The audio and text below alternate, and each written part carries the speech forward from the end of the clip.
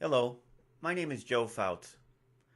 I am a software engineer here at LIDP Consulting, and in this video I will be showing you a live demonstration on how to load balance our full version of the Titanium edition of the administrator. When load balancing, I will be showing you the necessary steps to deploy the full Titanium to a cluster of JEE application servers.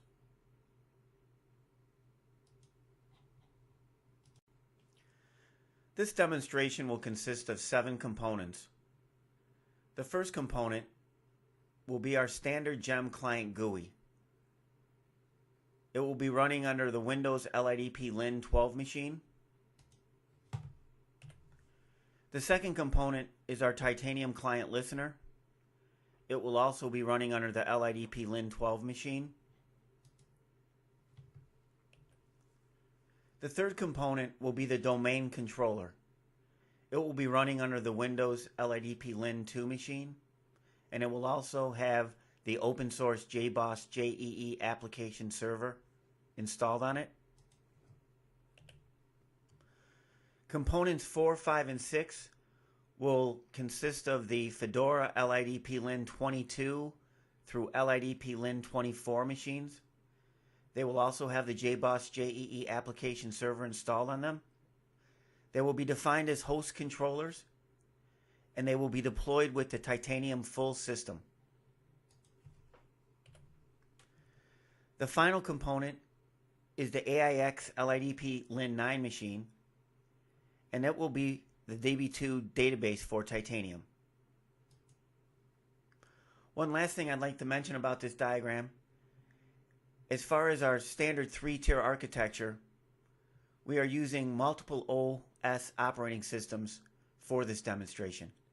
The client listener will be using Windows. The domain controller will be using Windows. The actual Titanium full system that's deployed on the JEE application servers will be running under Fedora. And finally, the database, the DB2 database that we'll be using, will be running under AIX. So you can clearly see how we can run multiple operating systems with any of the 3 tiers that we have set up. Because in this demonstration I will be load balancing the full version of the Titanium system, it will require me to have the build of the full deployment jar file. This deployment jar file is built from our Ant build script, and it basically just takes the source code from our source code repository and builds the appropriate deployment jar file, in this case the full deployment jar file. The full deployment jar file will consist of all 3 of the major processes of Titanium: foreground processing, report generation processing, and background processing. So how exactly are we going to load balance the Titanium edition of the administrator? Well, we're going to load balance by simply creating a cluster of JEE application servers that will be running the Titanium system. As the administrator load increases, you can simply just add additional JEE application servers to the Titanium cluster. And just as the administrator load decreases, you could also remove JEE application servers from the Titanium cluster. So how are we going to manage all of these servers and machines in the cluster? Well, most application servers have some type of controller for controlling domains, and JBoss EAP 6 they have what is called a domain controller. The domain controller is just a facility to where you can manage the domain controller and all of the host controllers that reside underneath it. It also makes it easy to define server groups for deployments and add profiles for the different types of regions that might be defined with Titanium. For example, you might have a development region, a model region, and a production region. Once a domain controller is defined, as my previous diagram had shown, we will have 3 host controllers. The first host controller is LIDP LIN22, second host controller is LIDP LIN23, and the third host controller is LIDP LIN24. It's these host controllers that will each have one server defined in them, and within that their servers, they will have the Titanium full version of the system deployed on them. What I will be doing once I return to my desktop to begin this demonstration is, first off, I will have GEM Client GUI already up and running for time constraint purposes. It will be running on LIDP LIN12. I will then start the Titanium Client Listener on LIDP LIN12. After that, I will start the domain controller on LIDP LIN2. And after I start the domain controller, I will bring up a browser and go to the domain controller utility that's supplied by JBoss. And once I get into the utility, I'll show you some of the configurations and setup that I've already set up for the domain controller. And then once I have the domain controller set up, I will simply start adding the machines to the cluster. I will start with LIDP LIN22. I will start its host controller. I will then show, by using the domain controller utility, how I can simply add a server, deploy the full Titanium version of the system on that server, and then start that server and get it up and running. After I get the server up and running, again, I will be testing the 3 major processes: foreground, report generation, and background processing on the Titanium system. And then once I do that, I will simply be adding LIDP LIN23 and LIDP LIN24 machines to the cluster and do the same tests on those machines. LIDP LIN9, the DB2 database machine, is already up and running, so I will not be doing anything with that machine. It is already ready to go. So with that, let's return to the desktop and begin the demonstration. So as you can see, I already have GEM started. I am now going to start the Titanium Client Listener.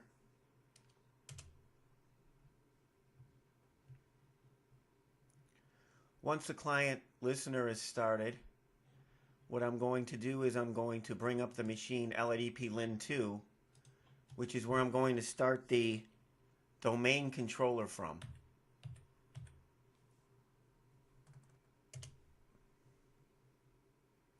Once the domain controller is started,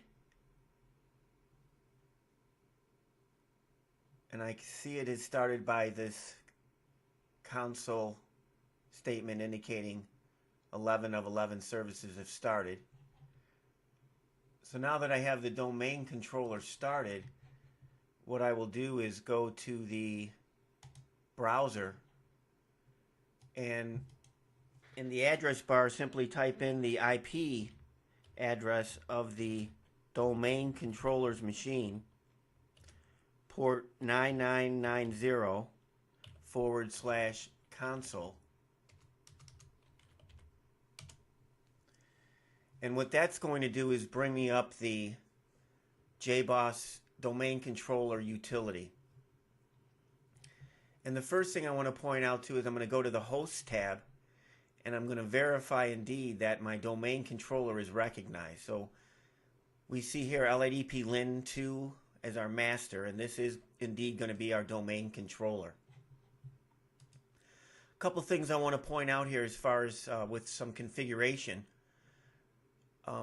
I have a couple profiles set up. Profiles are basically unique configurations. A good example would be to have a configuration for your development region, your production region, your model region. In this case, what it does is it gives you the flexibility to have different configuration settings. As you can see here, I have my database data sources defined here with the different databases, our message queues defined here under messaging. So basically here is where we have all the configuration for the domain controllers and the servers that will reside underneath it. The second thing I want to look at is under hosts is server groups. Server groups kind of makes it easy to manage the cluster of servers that reside underneath it. And I'm going to go ahead and add one right away to show you how this is all going to work with Titanium. The first thing I'm going to do is I'm going to add a server group called Titanium Full. And I'm going to point that server group to the production Titanium production profile. I'm going to set this to a full sockets binding. And what I've done now is I've set up a server group. And with that server group, I'm able to do some other things with it. If I go to the Runtime tab, one of the things I'll do is I'll set up the deployment for this group. So as I mentioned, this particular demonstration is going to be dealing with the full version of the Titanium. So what I'm going to do is I'm going to add a deployment, and I'm going to have that deployment point to our build folder, which is where our Titanium build deployment jar files are generated to. And in here I'm going to just select the full deployment jar file.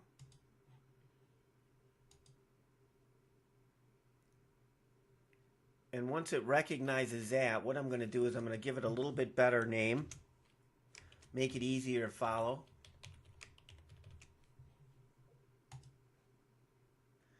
So what I've done now is I've set up a deployment of the name Titanium Full, and it will indeed point to the full version of the Titanium in the deployment jar. What I will do next is assign it to a server group. In this case, I only have one server group, Titanium Full, so I'll simply check that box and have it assigned to the Titanium Full server group. Once I have that set up, I think I'm just going to do a quick reload here. I think, again, I'm pretty much set up to add additional machines and servers to this domain controller. So the next thing I'm going to do is I'm going to bring up the LIDP LIN22 machine. And from here I'm going to start the host controller.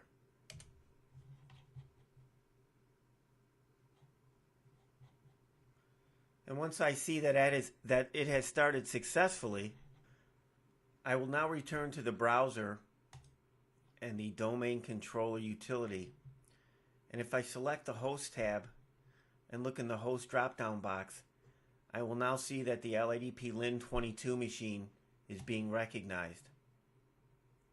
As you can see, there are no server configurations currently set up for LIDP LIN22. So I'm going to add one.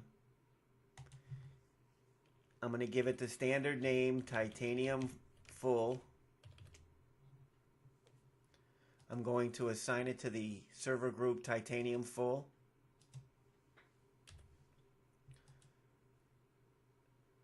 And what I've just done is added a server to LIDP LIN22, set up with the configuration tied to server group Titanium Full.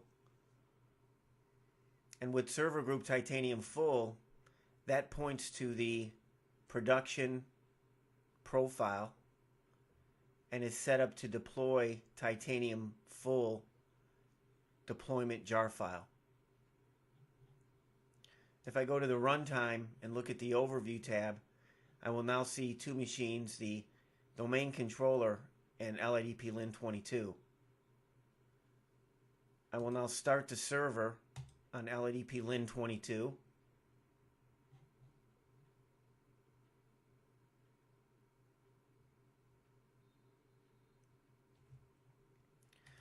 and I'll do a reload and give it a few for the server to start up.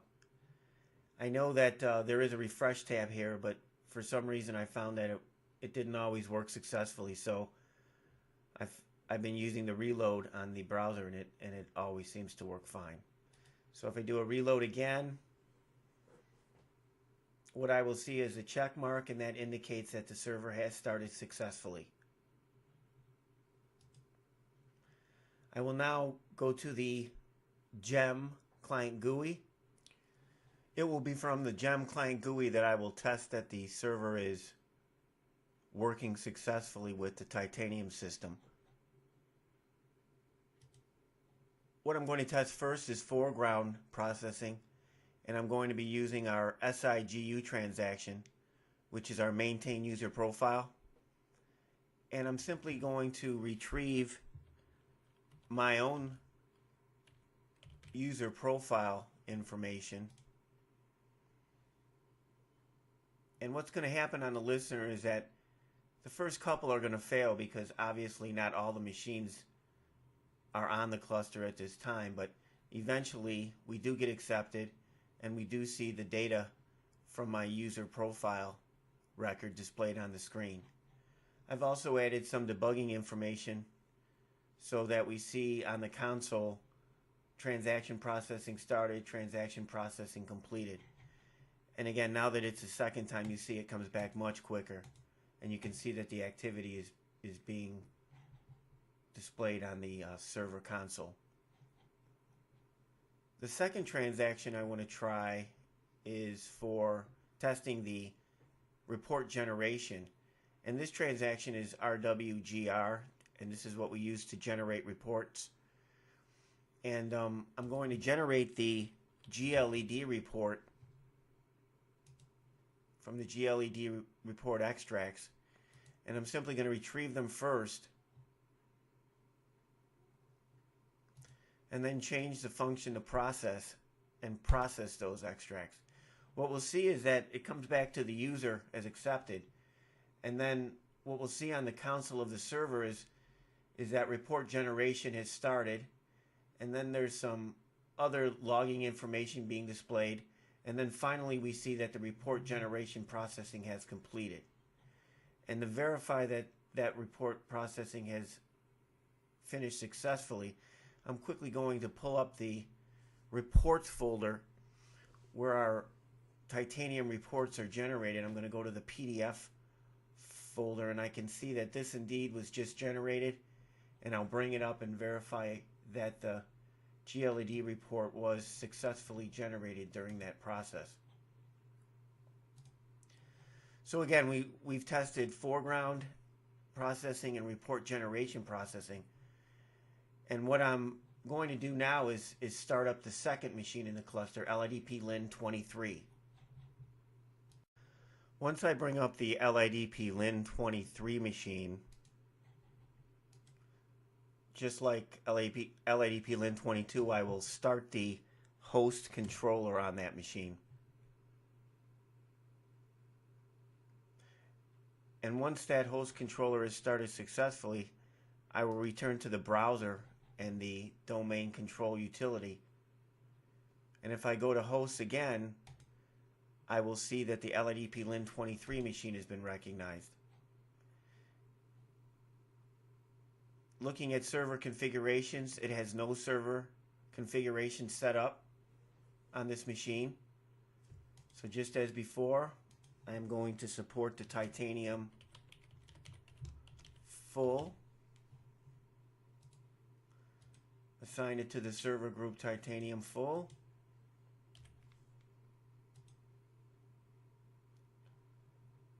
And once I save it, if I go to runtime, I will now see it be recognized. Simply start the server. Again, you can see how easy this is. And if you set it up correctly, it really isn't that difficult to add more and more servers as you go along.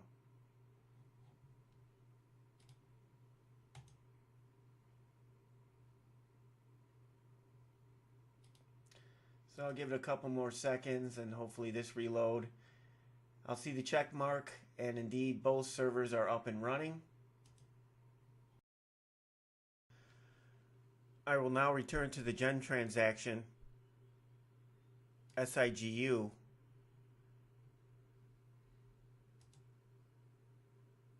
and as I submit these transactions, you will see that they are being distributed amongst both LIDP LIN 22 and LIDP LIN 23. 23, 22. I've also added some logging information on the listener. You could see here that LIDP LIN 23, LIDP LIN 22. If I go to the report generation transaction RWGR and resubmit the report ID GLED, we will also see that the report generation process is indeed being distributed amongst both servers in the cluster.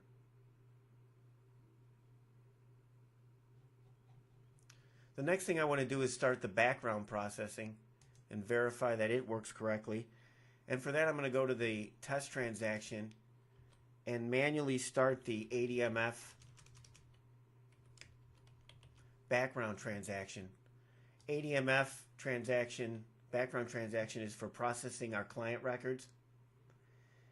And what we see in the console is that the background transaction ADMF is started, but it started with a delay of 30,000 milliseconds.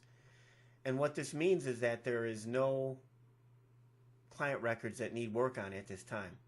So what I'm going to do is I'm going to run a quick job here, and this job is simply going to schedule all of our client records on our system to be scheduled for work to be done. And once that happens, what we'll see, and we do, is ADMF is being distributed amongst both LIDP LIN 22 and LIDP LIN 23. The debugging information I'm displaying are the keys from the client records that are being processed. And again, you can clearly see that both of these servers are processing the ADMF client records. Now, what I'd like to do next is a scenario of is that, okay, here we go. We've got ADMFs running. We don't have enough time to get them to complete. So what do? Simple. We add another machine to the cluster. So what I'm going to do is I'm going to bring up the LIDP LIN 24 machine and quickly start the host controller on that machine.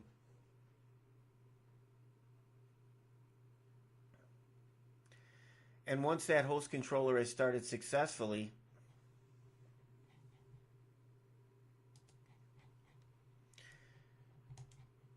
I should be able to go back to the browser and the domain controller utility. And again, see that the LIDP LIN 24 machine is being recognized. Same routine, no configuration for a server defined yet. I'm going to add support for the Titanium Full. Assign it to the server group Titanium Full. If I go to the runtime overview, I will now see that the LIDP LIN 24 is being recognized. I will then start the server.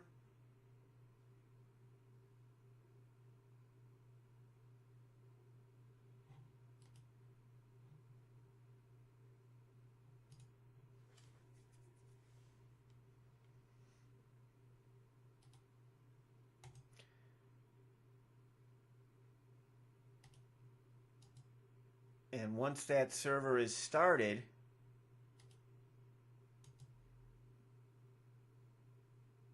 and there it is, check mark is saying it's up and running. And if I go back to the desktop, we will see already that all three of these machines now are processing the client records for the background transaction ADMF. If I were to go back to the SIGU transaction, it might be hard to see because of the logging information. But if we look at the the server, or excuse me, the client listener console, we'll see 23, 24, 22, 23, 24. And if I go to the report generation process and reprocess the GLED reports, this one might be hard to see. There's too much going on the console, but I'm hoping to see it on the third one. And indeed I do. The third one now shows that the report generation process has started. I hope that I have clearly defined the necessary steps to load balance the full titanium edition of the administrator on multiple systems defined in a cluster. I have validated those servers by successfully running the foreground, the report generation, and background processing. Again, I am Joe Fouts, and if you have any comments or questions regarding this video, please send me an email to foutjoe@lidp.com. And if you would like to learn more about titanium, please visit www.lidp.com for more information. Thank you, and I hope you enjoyed this presentation.